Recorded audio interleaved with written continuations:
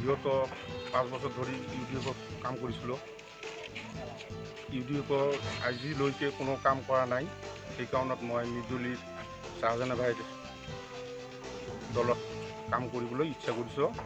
আমি গোটেইবিলাকে ৰাইজ আহি শাহজাহান ভাইৰ গ্ৰুপত কাম কৰি থাকিম। মই আপোনালোকে কিমানজন মানুহ আজি আহিছে? এই 40-50 জন মানুহ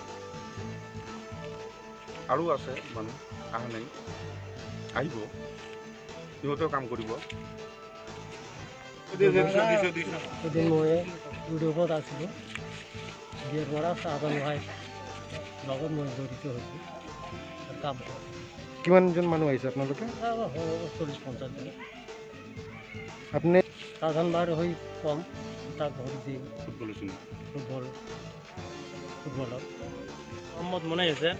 মই ইমান দিন ইউপিবলৈ হৈ কাম কৰিছোঁ, ইমান ৰাইজৰ ভালকৈ কাম কৰা নাই, না আমাৰ গাঁৱৰ কাম হৈছে, না আছে আজফালে ৰাস্তা হৈছে, না কিবা হৈছে, একো লাভ নাই।